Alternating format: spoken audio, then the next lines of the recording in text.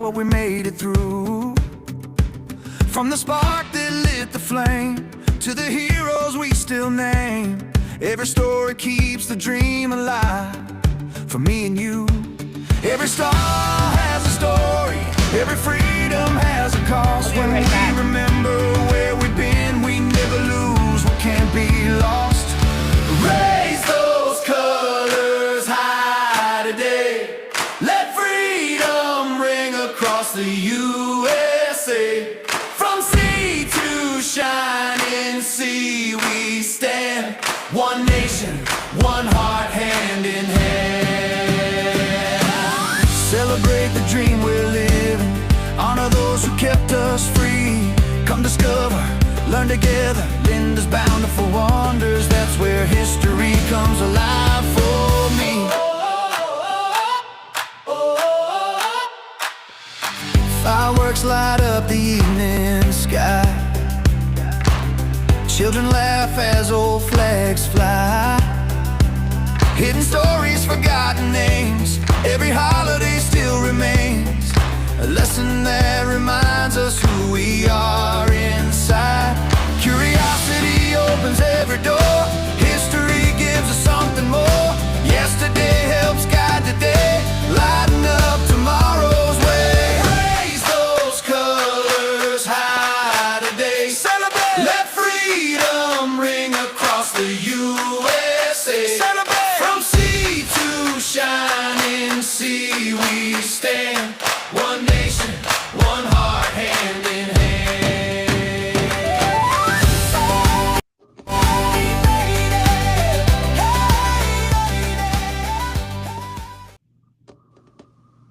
Good morning. It is Monday. Yes, it is. It is Wake Up Revly. Woohoo!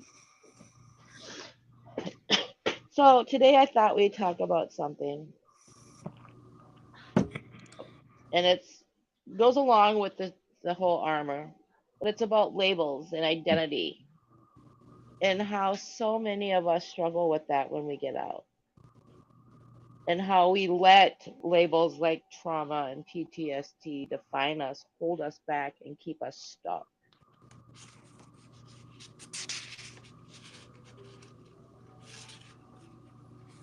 Still there? Yep. I had Uh, to sneeze and a sneeze. oh. Okay. So many people just you think because bad things happen to us, we survived it, and then we struggle with it. That one, there's an easy way to fix it, but two, it's you're stuck that way for life. Your triggers are there, and that's it. It's never gonna get any better. We define us by our service, but when we and look at it as who we are, and then we don't know where to go next.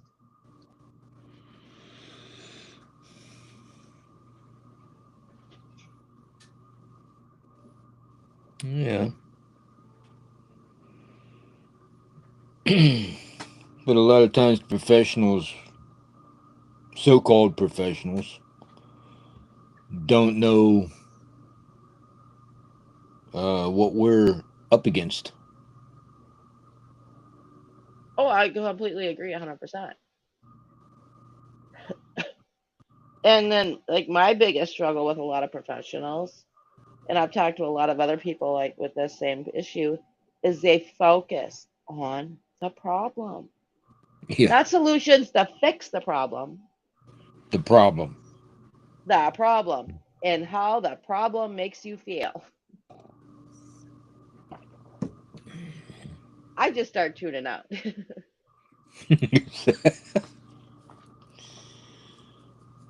Yeah. Well, they keep coming back saying, well, you have to identify the problem so that you know how you feel. I'll show you how I feel. Right. And to me, it's okay, let's identify the problem. We know the problem. We need to know what the problem is so we can fix the problem. Good example. I got Old Faithful in my neighbor's driveway. My water main broke. I know what the problem is. Now I gotta define how to fix it. Take a band-aid out there and just cover it up. Just throw some dirt on it Yeah, with a little bit of duct tape. duct tape works on everything. Almost everything. And that was kind of the joke with the city with me. Is they're ex-military as well. Our public works guy. So he looks at me and he goes, "You do know duct tape ain't gonna fix this, right?" I'm like, "I know, but I'm not digging a 4 foot hole by hand." Normally I wouldn't care, but we live on a rock quarry, and so you get rocks, lots of rocks, different size rocks. So your 5 foot hole ends up being a 4 by 4 hole all the way around it. Mm,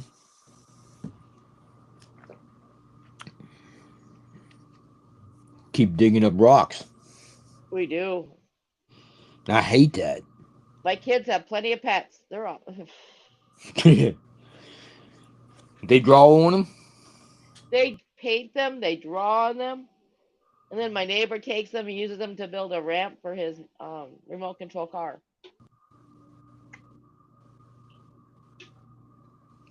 Or at least he doesn't use them in a slingshot. Don't give my son ideas.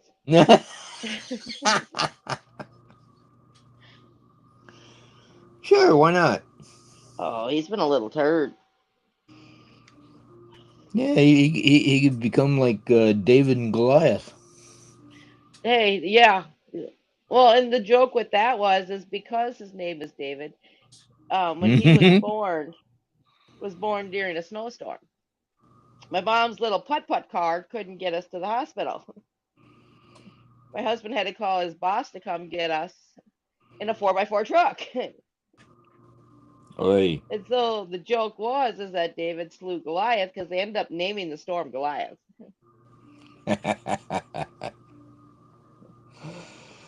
I think I remember that whenever Goliath flew through. Oh, 10 years ago, almost 10 years ago. No, 10 years ago, going on 11. Man, my kid's Wow. old.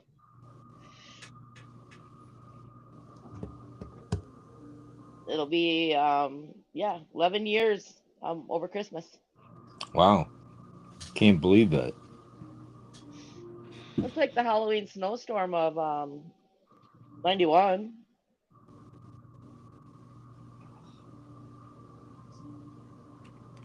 You had a snowstorm out there? In 91, we had a snowstorm so bad the state shut down and we were snowed in. We were out trick or treating in snow up to our waist. Oh my gosh. You could lose a little one there.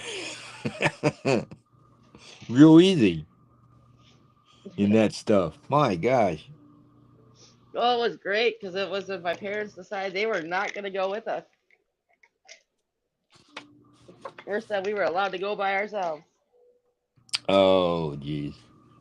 How much trouble can you get into in 5 feet of snow? Wasn't expecting that one. Yeah, that's like the nor'easter that hit here in '93. Man, that shut everything down.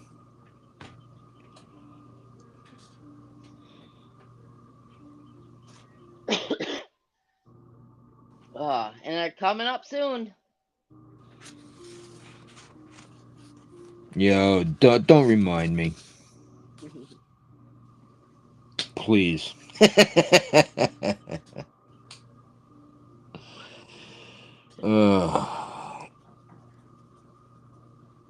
I got things I gotta get out of the house and do things. Want to go to the library, do some research. So, But for our younger listeners, a library is a building with lots of books in yeah, it.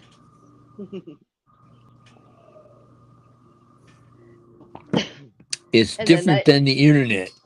well, see, I collect old books, so I have like a whole library of historical books. By that, I mean like history books and stuff from like Mm-hmm. the 1800s up. Mm-hmm. And the nice thing about those books is it tells you the history that is not rewritten to address the modern times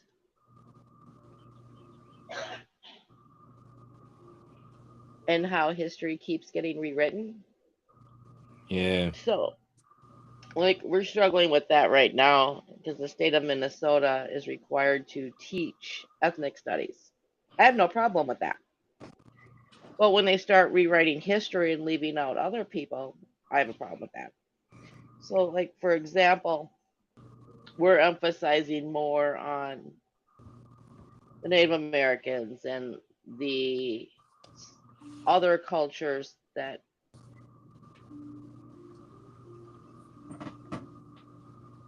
immigrated to Minnesota. Mm-hmm.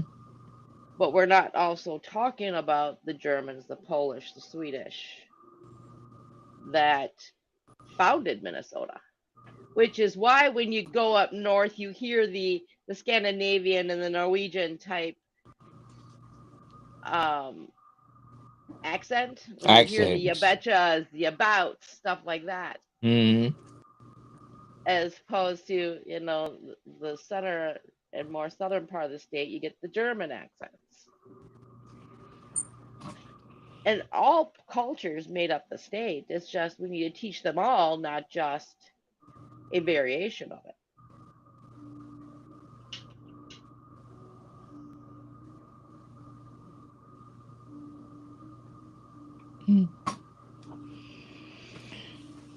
Maybe what they ought to do is just pick one culture at a time and study it. Mm-hmm. But that takes up too much time.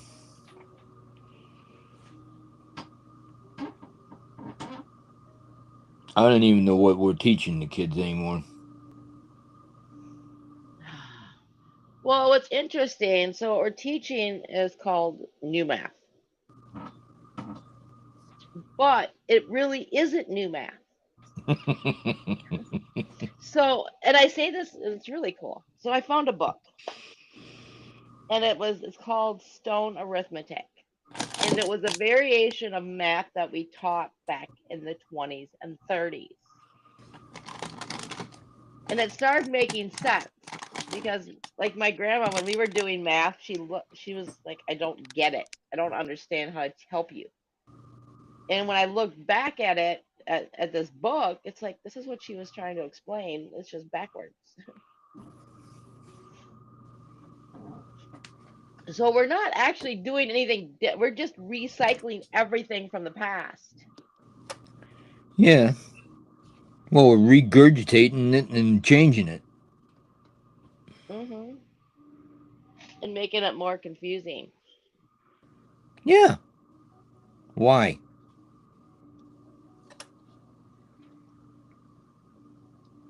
To make them look educated? Give them something to do? Hmm.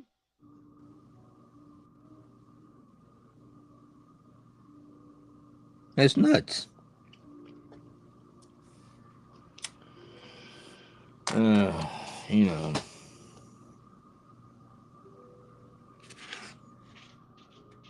Jesus. Oh crap.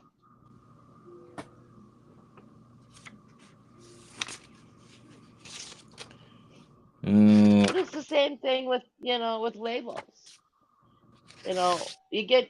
We get diagnosed with PTSD or the new kick is autism.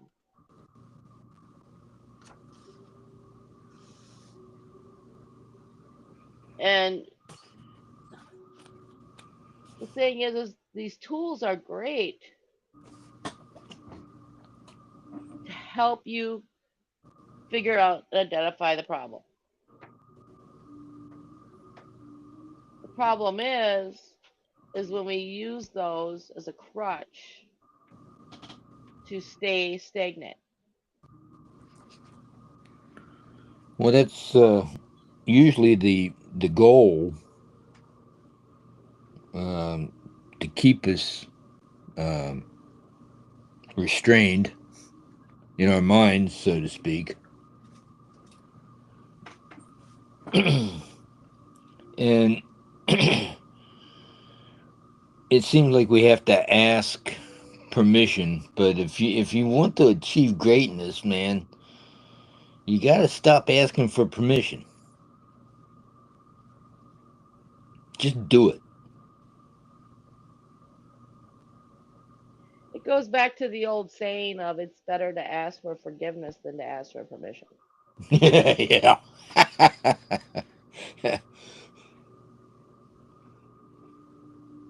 That's true.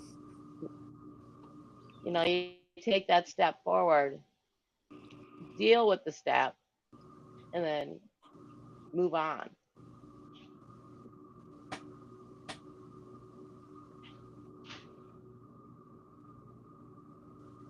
Yeah, I mean, We you look at labels, it should be looked at as a map, not the prison.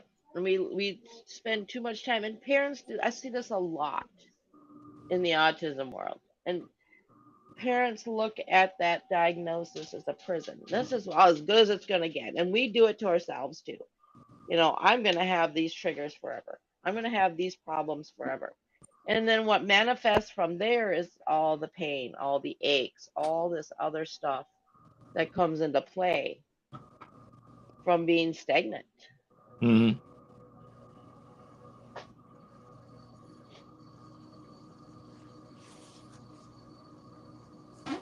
One way to look at it is look at the map as a military intelligence. Before you do any operation, before you do any mission, you gather intel, you gather information, Yep. the terrain, the obstacles, the threats, the resources, weather, equipment.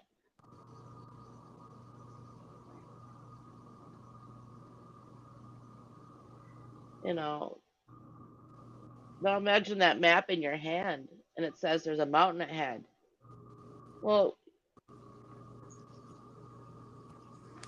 would you really say on a mission with a mountain ahead, that's it, the mountain's there, mission canceled? No. You assess the mountain and you figure out how to maneuver it, go over it, go around it, and adjust your plan based on that. That's what a diagnosis does. It helps you identify the terrain. It helps you understand what support is necessary. It doesn't tell you how the journey is going to end. It tells you the steps you need to take.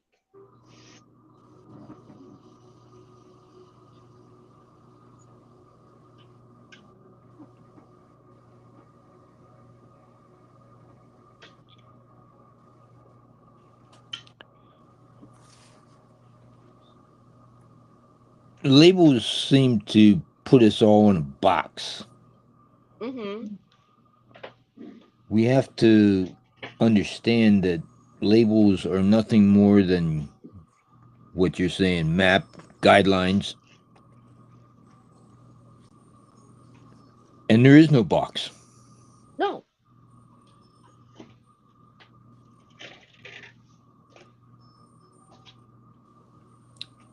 We have the freedom to do uh, what needs to be done. I mean,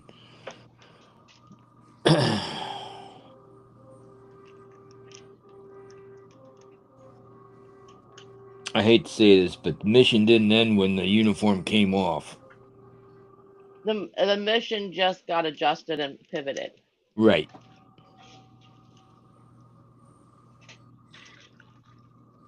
And we have to understand that. Right.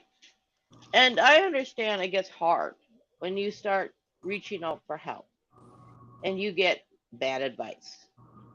You don't see progress. You see wait for appointments, wait for appointments, wait. And we lose patience. But remember too that The motto of the Army is hurry up and wait. Yep. That's any military. Hurry up and wait.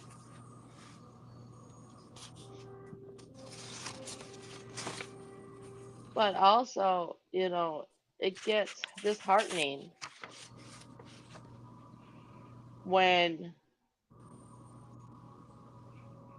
you're stuck trying to get help and you don't see results, you don't see anything.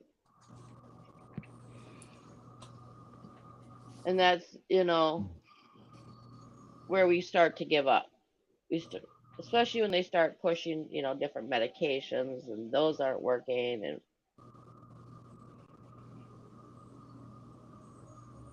I hear you. Yep. And this is where faith comes into play. When you look at Psalms 139, and it reminds us that we are fearfully and wonderfully made. Think about for a moment before the diagnosis that God knew you. Somebody called you difficult. God knew you. So before someone called you broken, God knew you. Before you failed at something, God knew you. Before the trauma, before the uniform, before discharge papers.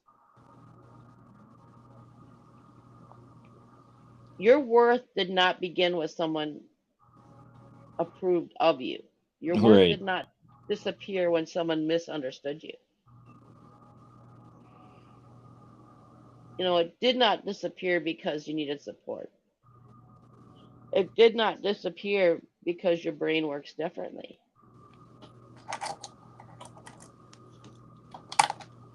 It's not dependent on how proactive you are, how much money you make, how well you speak, or how quickly you learn.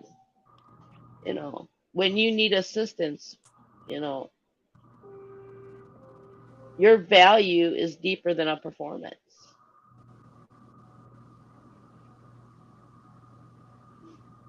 And when we break this all down into the battlefield of your mind, Ephesians 6 tells us to put on the armor of God.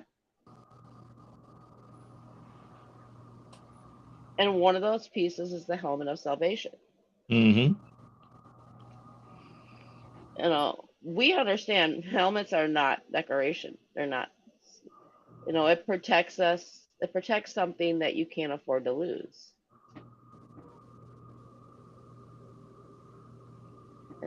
Your head, your brain, your mind, the decision making, the awareness, the ability to assess the environment, your ability to remember your training, but also your spirituality. And just because sometimes you lose that or set aside and question it, it's always there.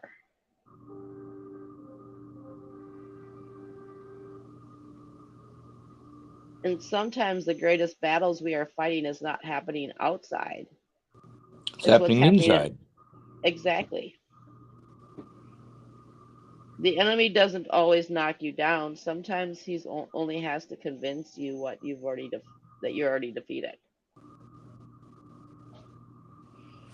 This is where you think about the thoughts that enter your minds. You're broken, worthless. Nobody needs me. I can't do things right. My diagnosis or label means I can't. And how does he And do that, that? from our own self doubt, from our own struggles to society and social media, we feed off of each other.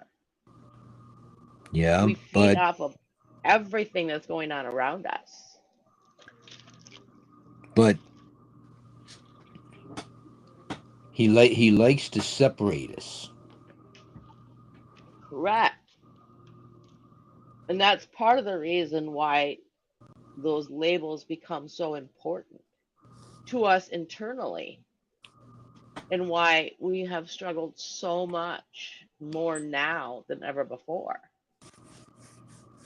Because we live, especially since COVID, we have lived in such isolation Yeah.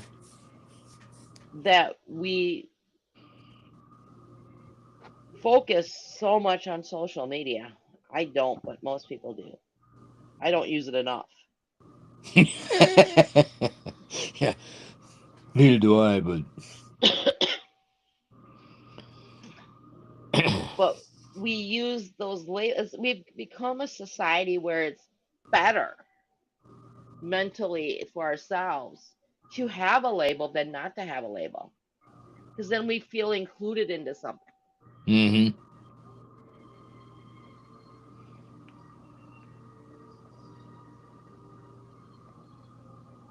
That's where, we start repeating things to ourselves. When someone says you're stupid and you hear it enough times, eventually you're going to start saying, I'm stupid.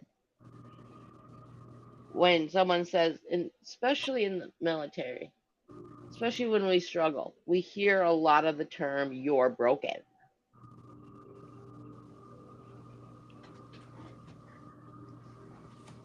that's usually And, whenever I say you want to see broken, I'll break you. and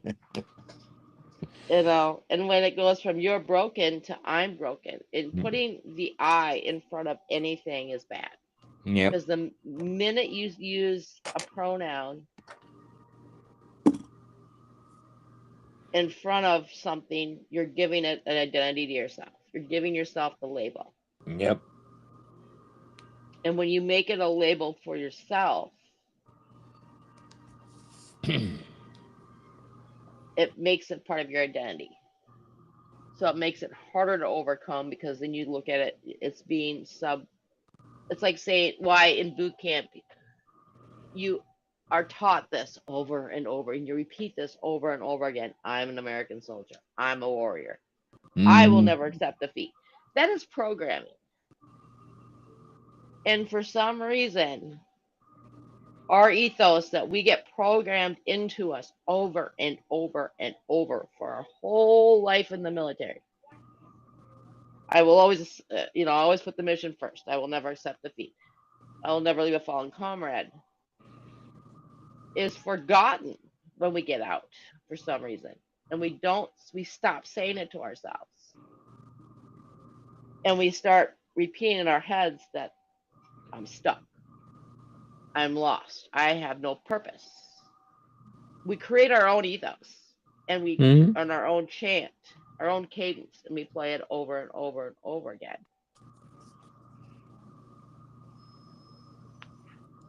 But that's a And lie. yeah, And the father of lies loves to tell us that. But we have to know the truth. We do have purpose. hmm And I don't know about you, but so many that I've talked to say they want to live a creative life, what does that but mean? they're afraid of being wrong. But what does that mean to live a creative life?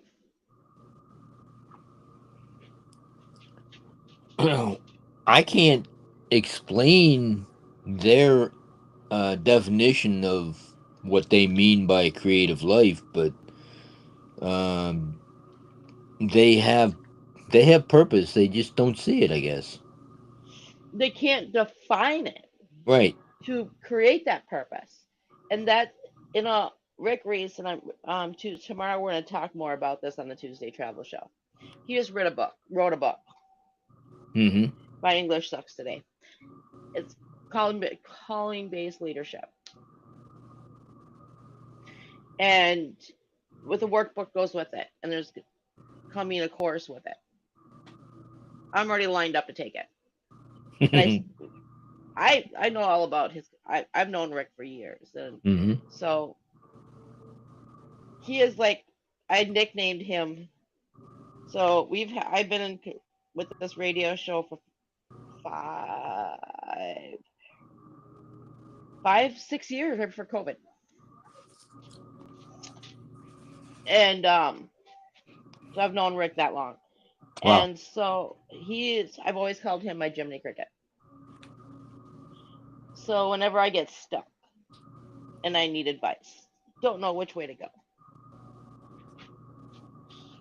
He's always been my guidance, my guiding light to help re-explain things in a different way.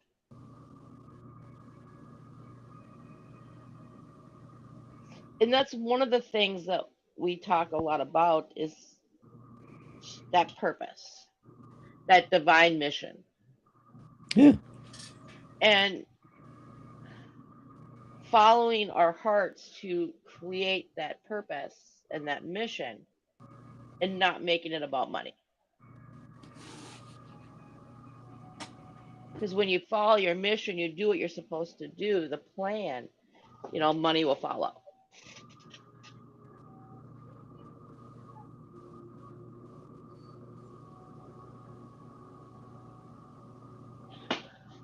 I forget And this is, who it was that said, um, if you help people grow, and if you help enough of them, the money will come.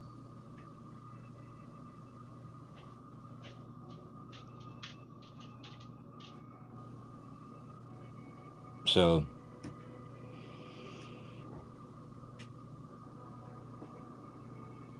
do your passion. Help people.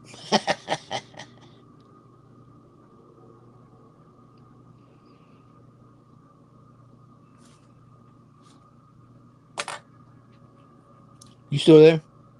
mhm. Oh, okay. Help people because one, they need your experience, your wisdom, your integrity, and your ability to serve still matters. Even though the So, uniform came off, you're still serving. well, and we can't stop. It's You ingrained can't in us. stop, right? So that quote actually came from Zig Ziglar, Zig the Zig. coin That's combination. who yep, that's who I was thinking about. You can have everything in life you want if you will just help enough other people get what they want. Right. Yeah, that was it. That's what I just paraphrased it. No, yeah, Sort of but yeah, sort of like scripture. Every time I say scripture, I always say, "Yeah, that's scripture according to Ed." yeah.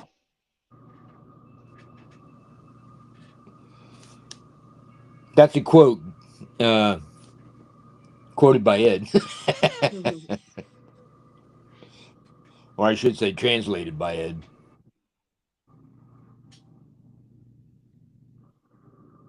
But so many of us, we take that difficulty and turn it into our whole entire identity. You know, I flip it around. Okay, my life sucks. Bad things happen all the time. But I always joke about it. It's either Murphy's Law or I'm $1 short of $1 million country song. Because bad things happen all the time, but never bad enough because I'm still married. The kids are fine. The dog's still alive. So now the makings aren't there to sell it to Nashville for $1 million. It's my twisted way of being entertained by all the shit that happens. Yeah, twisted. That's putting it lightly.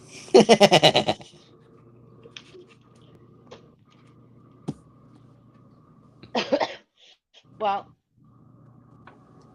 it could be two different ways. I can either sit and wallow in self pity and Yep. just give up, or I can make a joke out of it and deal with that. You get two choices in life. That's it. Well, you got a Do couple, or do more than not, according to Yoda.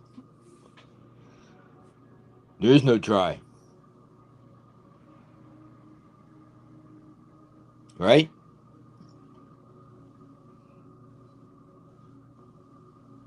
there really isn't.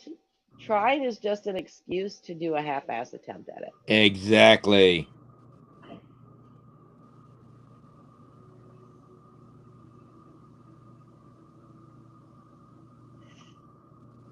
And for those who are out there listening, I'm I want to tell you something. We're not just talking to hear ourselves talk. Um, the one thing that we are trying to do, or there's that word trying, but the one thing that we are doing, it comes out of Joel 3:9, says, "Proclaim this among the nations, prepare for war, rouse the warriors, let all the fighting men draw near and attack." We are warriors. You're a warrior. Yeah. We're all warriors. Hmm. So get up off your thumbs and prepare for war. Because you can't wait. If you keep saying, well, I'll wait until it hits me, it comes to me, you're already in it. It's already here. So armor up, guys.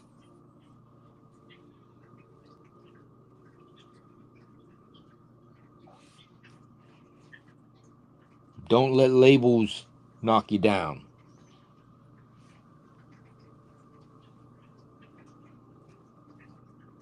Well, That's and my that's it. take on it.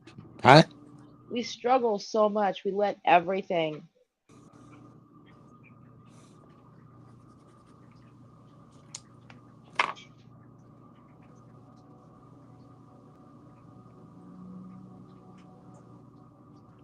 We let everything define us and set us up. Yeah. And we hold on to things. And we get so overwhelmed that we just shut down.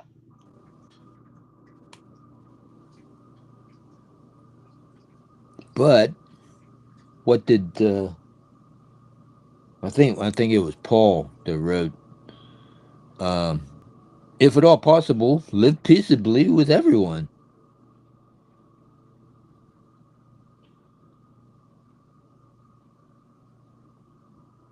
So that means yourself. Hmm.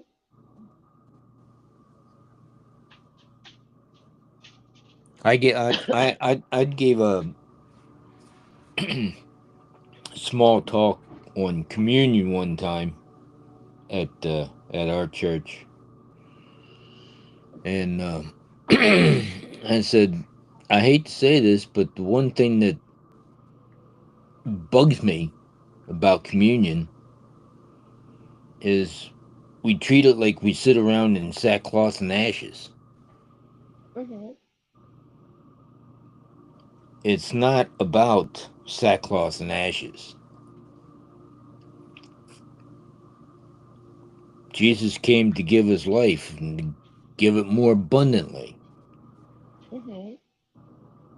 Not to delve into our sin that we do. He came to walk us through our sin, walk with us through our sin.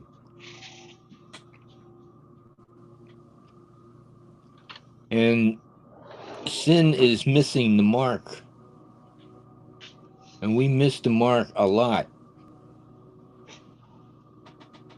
But we're not supposed to delve into it or dwell on it. All we have to do is ask for forgiveness, and as far as the east is from the west, so far has he thrown our transgressions from him. Right. And that's the thing. We talk about labels and diagnosis, faith, identity, the power of choosing what we carry forward. A diagnosis can be useful. It can help us understand ourselves. It can help us guide us as a map to how to fix it. And if one way don't work, find a different way of doing it. It helps us to identify support, accommodations, resources, and strategies that make life more successful. But it's not the end of the story. It's not the end of the map. It's information that helps us choose that next step. Exactly. The map shows us where the hills are, where the valleys are. It shows us where roads become difficult. It shows us where we need more preparation. But it helps us find that way forward. So instead of asking, what does this diagnosis stop me from doing, which is usually what happens, begin asking, what does this information teach me about what I need to succeed? That one small change gives us a different direction.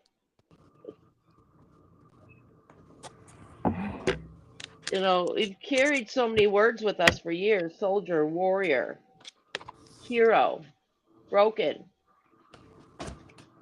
not good enough, weak, failure. But we choose to stop saying, carrying those words that no longer help us move forward. We don't have to fight every old label. And sometimes we simply replace it with something more useful and more truthful. So Right. instead of I'm a failure, or instead of I'm broken, I'm rebuilding. Instead of I can't, what's my next step? That reminds me, if you have mountains that you are trying wanting to climb, uh, and I'm not talking about in the natural, but you could. Um, if there are mountains in your life that you are desiring to climb, overcome, get to the top of, Hmm. find somebody in the 10th mountain Right. brigade, somebody who's already done it. And if you need to build relationships or something, build a road, find somebody in the engineering, construction. I mean, we are here to encourage. We're supposed to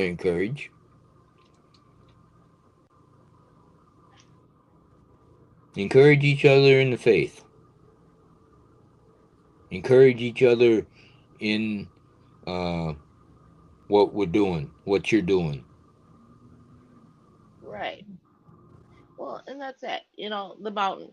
Think of your life as a climbing a mountain. A diagnosis does not tell you you can't reach the top. It tells you something about a mountain that you are climbing. Maybe your path is steeper. Maybe you need different equipment. Maybe you need to stop and rest more often. Maybe you need someone to climb beside you. Maybe the trail everyone else is taking is not the right trail for you, and which is what happened to me. And maybe you have to create your own path, which I Exactly. did. Yep. That doesn't mean you're failing. It means that you are learning your mountain. When you reach an obstacle, don't immediately say, I can't. Rally. We're good at it.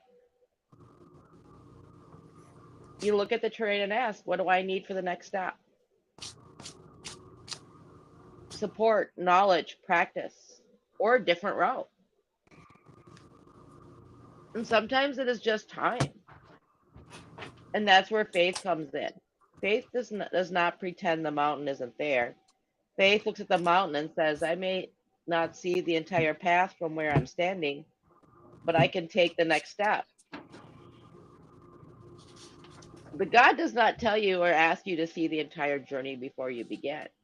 Sometimes He simply asks you to trust Him with the next step. Stop comparing your mountain to someone else's. Their Right. path is not your path. Their pace is not your pace. Their equipment is not your equipment. And their destination does not determine yours. Look forward, find your footing, Use the tools you have, accept support you need, and learn from every step. Rest when you need to, and then back up and continue climbing. The mountain is not there to tell you who you are. The mountain reveals what you are capable of becoming. Your diagnosis may determine the terrain, but faith gives you courage to continue. Your support gives you the equipment, experience gives you wisdom, and the next step gives you direction. You don't have to conquer the entire mountain today. Just take the next step, then the next, then the next. And then when you cannot see what lies beyond the bend, remember, God can see farther up the mountain than you can. Your story is still being written. Mm-hmm. Your diagnosis is the terrain, not the summit. Think back to all them stupid ruck marches we did. And I still find it funny that all these civilian groups that are raising money for support for veterans with PTSD and suicide prevention, they all decide that we're going to do a ruck march. Yeah. No offense, but you cannot pay me to carry another pack of 100 pounds on my to raise money for nothing. I will do marathons. I will run. I will walk. I will do everything but a stupid ruck march.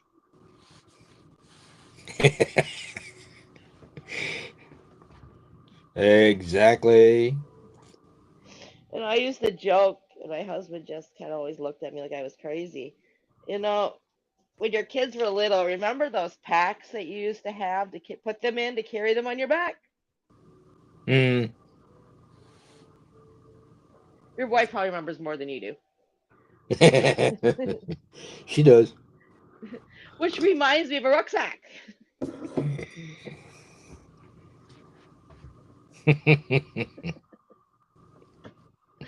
They're even designed like a rucksack. The only Yeah. difference is they have cool little pieces that pop out to stand on their own.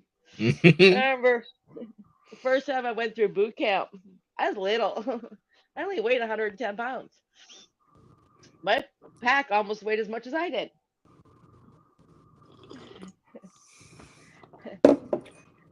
Then they wonder why we have knee problems and back problems. Well, in females, the biggest issue, because if you wear your pack correctly, it never sits on your back. They Exactly. sits on your hips. So the biggest issue for females is fractured hairline fractures in your hips Mm-hmm. because our hips are not designed to carry that much weight. But with my pack, if I took it off and sat down, I couldn't get back up. So I put it back on. They used to tease me. It was like a turtle on its back. I get stuck. That's where you need help. Oh yeah, I got help. And how many people are out there laying on the back, trying to get up, but not crying out for help? Oh, they're crying, but not for help. And that's true. They're just stuck. Yep. I was stuck in the swamp of despair for a long time after I got out.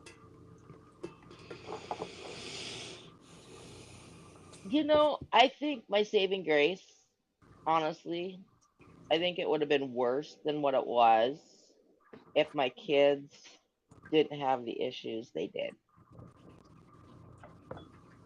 And I know that doesn't sound right, but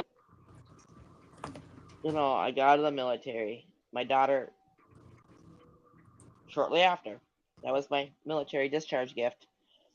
But she was instantly born early, health issues to start with. So I always had something else to focus on. Mm-hmm. And then they both ended up with different variations of autism. And so I always went into that problem solving mode. How do I fix it? How do I over deal with it? How do you get them to regulate, to talk? How do you, get them to someday move out of my house? So I always had a different mission. Missions Mm-hmm. always just kind of pop up. So I always had a different path to keep going down. So I never had that opportunity to just get out, other than 9 months of, being bigger than a house and getting stuck, which happened a couple times. And we're still trying to figure out how I managed to crawl underneath the waterbed.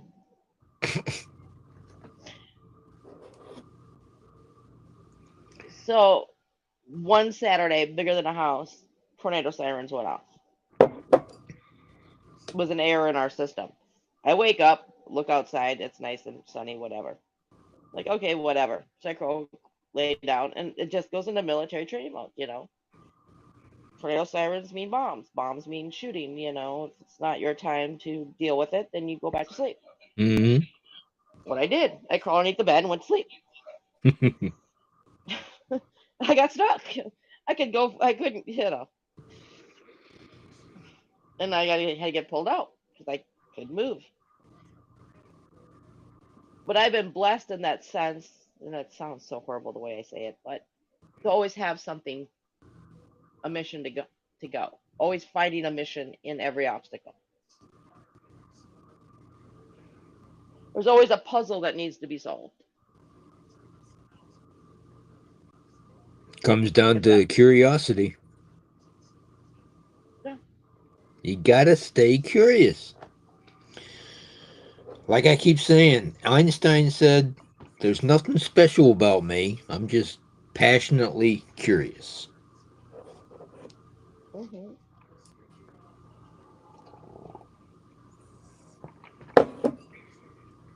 And that's what I Your am. mission is the gateway to, your life's purpose. Your imagination is your gateway. You know it. No matter what anybody says. You got a vision, find somebody who will encourage you in that, not tear hmm you down and say, "Oh, I don't think that's worth it. I don't think you can do that." Because It's usually, whenever somebody says you can't do it, people show them, "Yes, I can." hmm There's always a loophole. There's always a way around it. There's always a Yeah, way to solve the problem. exactly. Exactamundo. Hey, I wanted to ask you. I was out on the internet the other day looking around. I was actually searching for some uh, Air Force reunions that I was involved with, hmm um, and I ran across a network. It's called the Military Reunion Network. You ever hear of it? So what is it? It's called the Military Reunion Network. I have not. And they have a summit coming up next year in Providence, Rhode Island, and I'm thinking about going to it. But I'm not a planner, but I could be. hmm hmm Are we considered planners or advisors?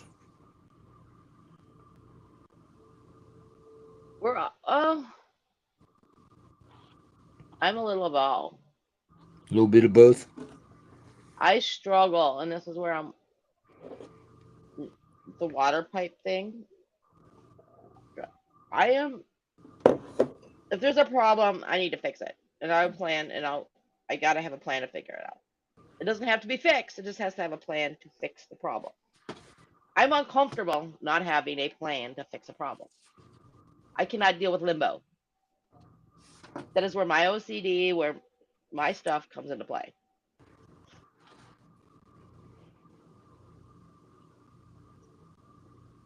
And that's where I'm struggling.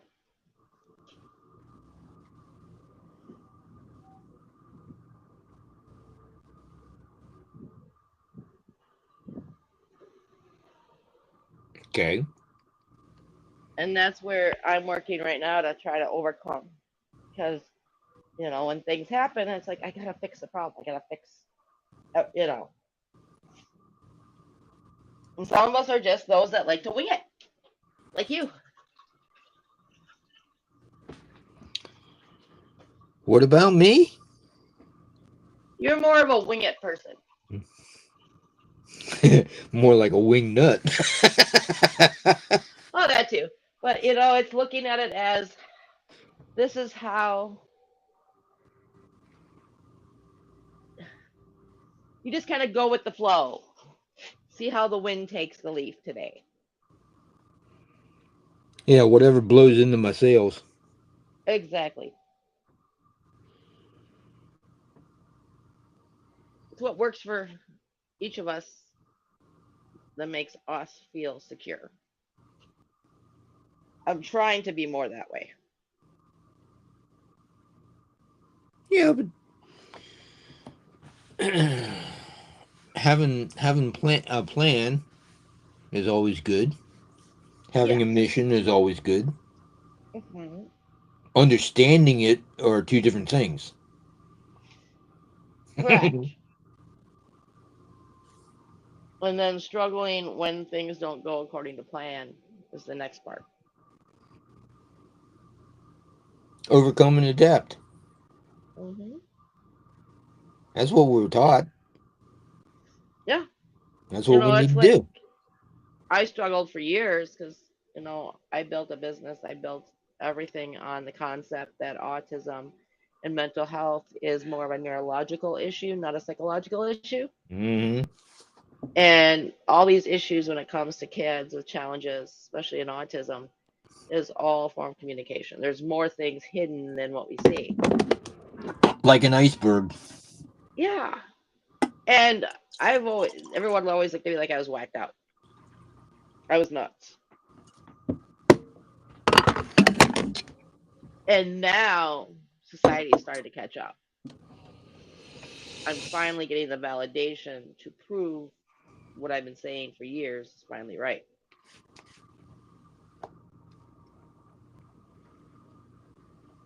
It's like they always said, still waters run deep. Iceberg's only, what, 30% above water? The rest of it's all Yeah. underwater? Yeah, look at the Titanic. Yeah. I mean, we all need to be like the Transformers, more than what meets the eye. Hmm.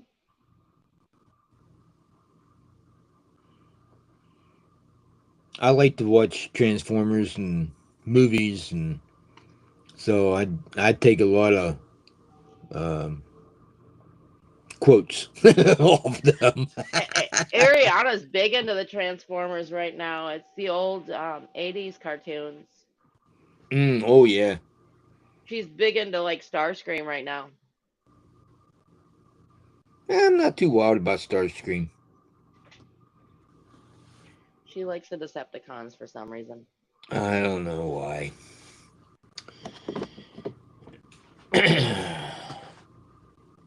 The military plane? I don't know. Yeah, it could be. I don't know. What's the leader of the Decepticons? Megatron.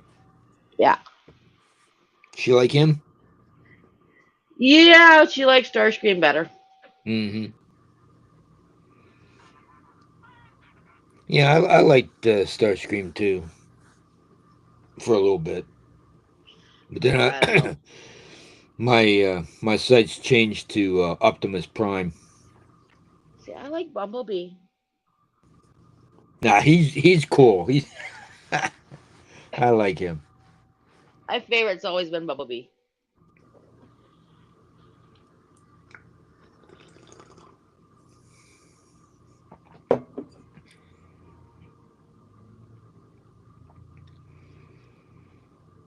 Yeah,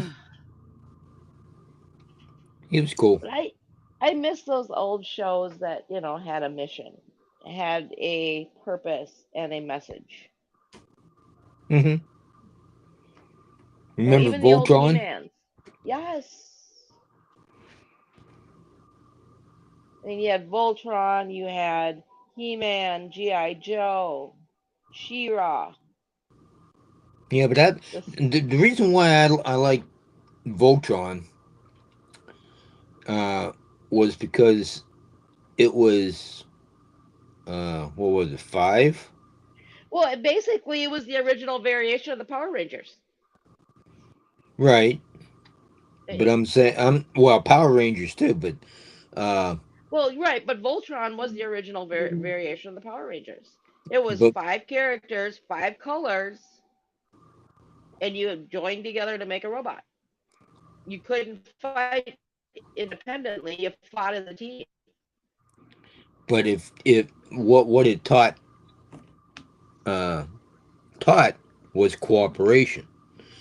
If one of Hmm. them did not cooperate and join with to make the Voltron, Voltron was not complete.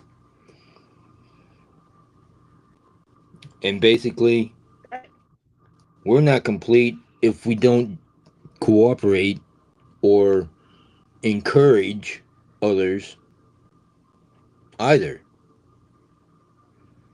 Hmm. I'm an encourager. I am an introverted extrovert. You're Sounds like a the contradiction in cheerleader for the terms. sidelines. You're the mascot. You're an introvert on the outside, but you get into that costume, then you're the extrovert. Yeah, you could say You're that. the you're the mascot, the cheerleader from the inside. Yeah, you could say that. Oh, Hey, now want to hear?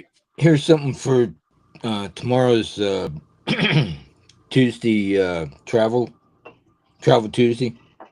Uh huh. You ever hear of Blue Dot Tours?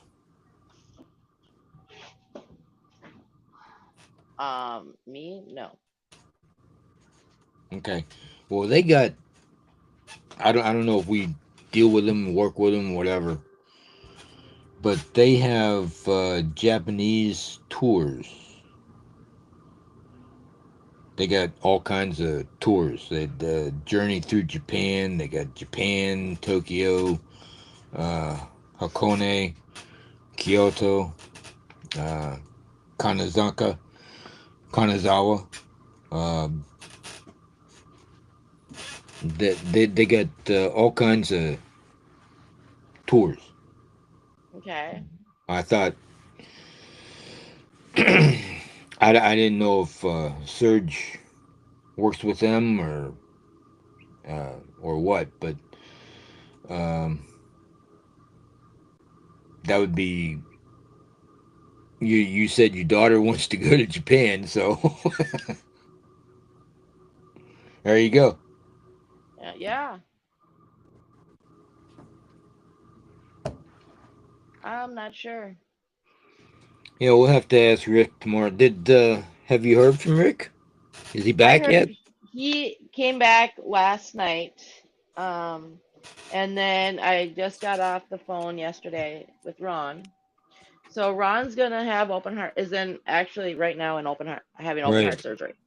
Well, right. here's the cool thing. So the reason why I took a week to figure out what to do, how to help him. Mm-hmm. So Ron had a blood clot in his heart. Ron has what? He had a blood clot in his heart. Right. And so they couldn't do anything until they dealt with that. They had to figure out how to deal with that without Mm-hmm. moving it and. So Saturday when they did all the final testing and all that stuff, it was gone. It dissolved. Sure. It was gone? It was gone. Awesome.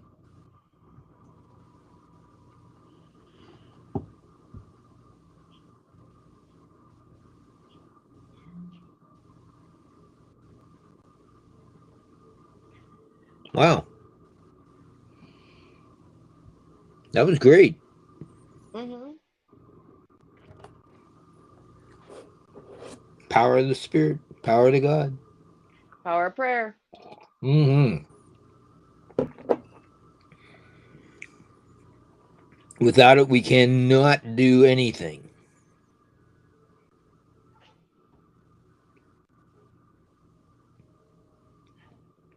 Am I right? Exactly.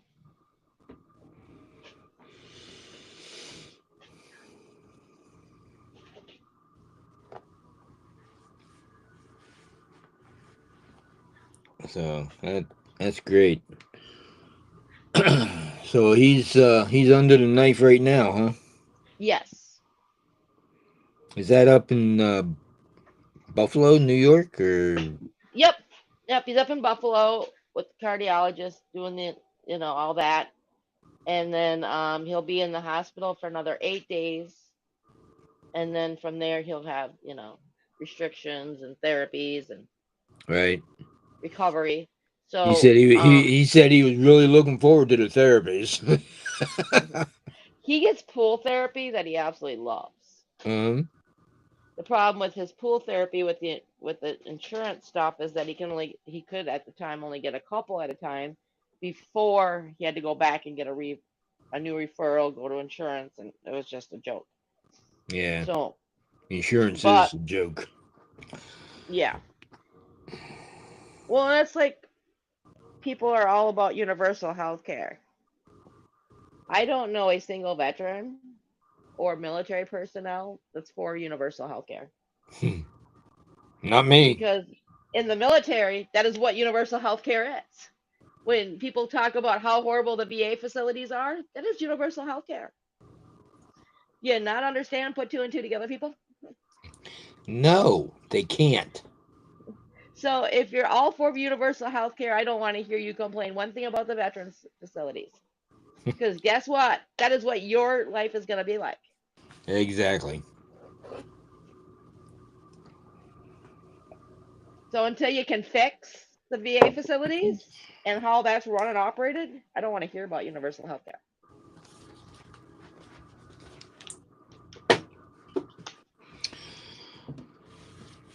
Yeah, but every time they try to fix it, they screw it up more. Hmm. Yeah, that's like now there's a new thing. So there's a commission for spouses, apparently, with the DoD. Hmm. I will not call it Department of War. It's the Department of Defense. And what bugs me about this is so now the wives are entitled to all this stuff, and so now they're getting preferences over veterans. But I'm seeing a lot of females that are married to spouses, young girls, they're, 20s and whatever, young and dumb, that are assuming because of this whole commission that they now all of a sudden are entitled to things. And they are demanding that people salute them because their husband's an officer. And they whine on social media that they didn't get saluted because they're driving their husband's vehicle. Like, no, you're a spouse. You're a step behind us. And I tease Andy about it all the time. I go, you do realize if we were together while I was still in the military, longer than what we were, that you would be a step behind me. I'd be in front, you'd be behind. Because that's how military protocol works. Soldier, then spouse. You're an army Mm. wife. You're just pretty.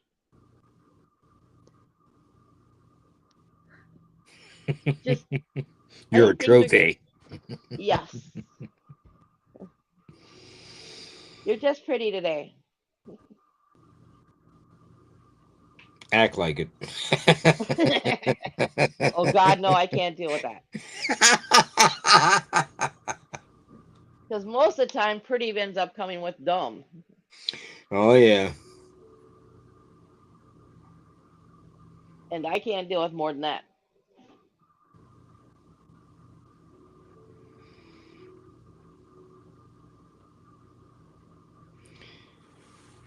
Seems to me of late that the office of DOD has been nothing but dumping office of dumbasses. Hmm. That's a heck of a thing to say, though, isn't it? It's sad. And it's like really like a bunch of children. You know, you say something wrong or something that they don't agree with, you're fired. Yeah. And then you get security clearance yanked or you get punished. Granted, I understand that it's a dictatorship that you're supporting democracy in. Yes. But there is still a checks and balances. And the head of the DOD should always be neutral. Well, that's why we have Should be. inspector generals and we have checks and balances in place.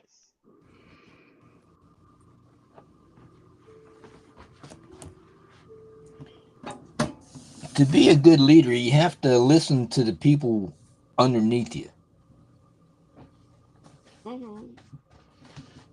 Give you a good example. They were out here at Letterkenny. They were building a building. It's taken them 5 years to build. And what they're supposed to do is they're supposed to bring in all these HEMTs and work on them. And the guy they didn't ask was the guy that actually does the work in the building.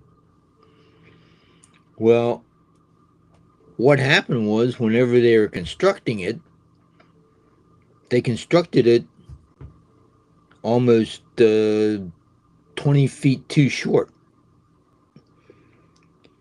So whenever they pull in a HEMT,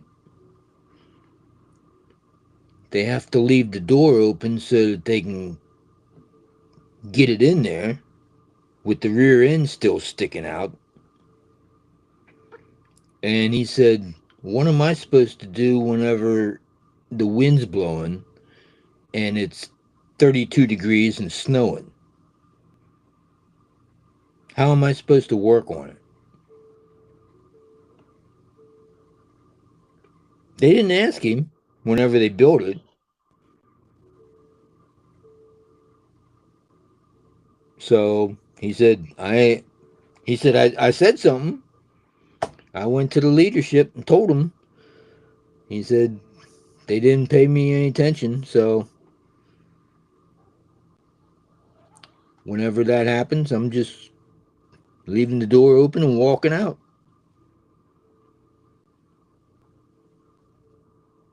They can deal with it.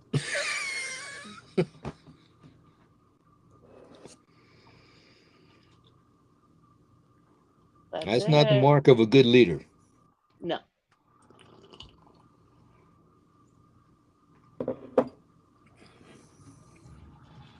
So,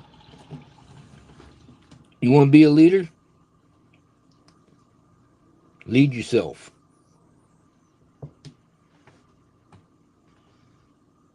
And take care of the ones that look up to you. Hmm.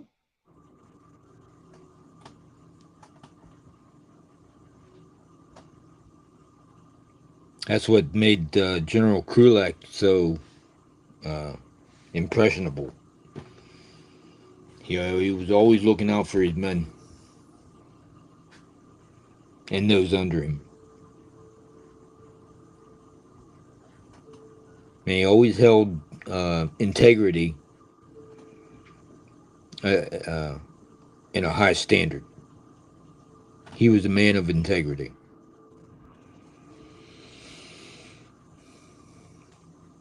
And in case any of you don't know who General Krulak was, he was the Commandant of the Marine Corps.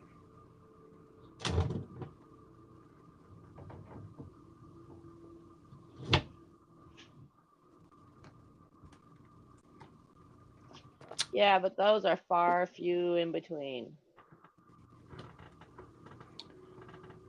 He actually did a talk on integrity at a what was it?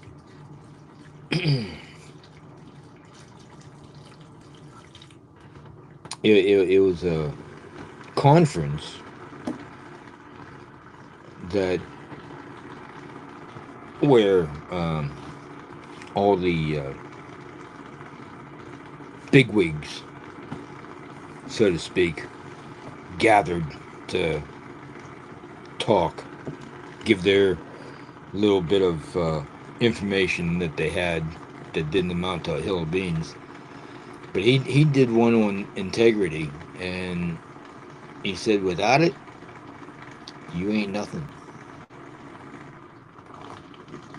You are nothing if you don't have integrity. And he explained the armor uh, of uh, of the Roman soldier, the breastplate, you know, and talked about how um,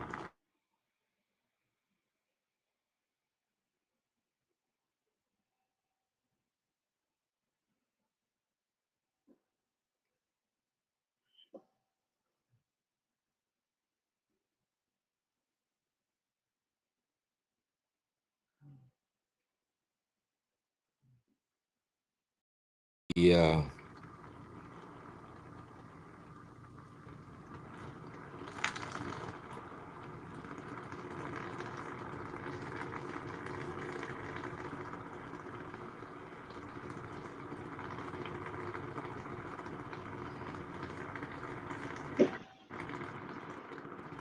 are you back? Yeah, yeah. For some reason, my sound kicked out. That's okay. Mine did that one time and kicked me the whole way out. But I'll send you the link uh, to our church so that you can either watch it at your leisure or whenever, because Yeah, I'd they love to. recorded, huh? Alrighty, I'd love Yeah. to. Okay. Uh, we're already a hour over, so we're gonna have to. I gotta get going. So Yep. my grandson just called and left a message saying, "Hey, want to do breakfast?" Alrighty. So we'll talk to you later, and if not the rest of today, I'll talk to you tomorrow at Travel Tuesday. Sounds good. Join us in. Alrighty. See ya. See ya.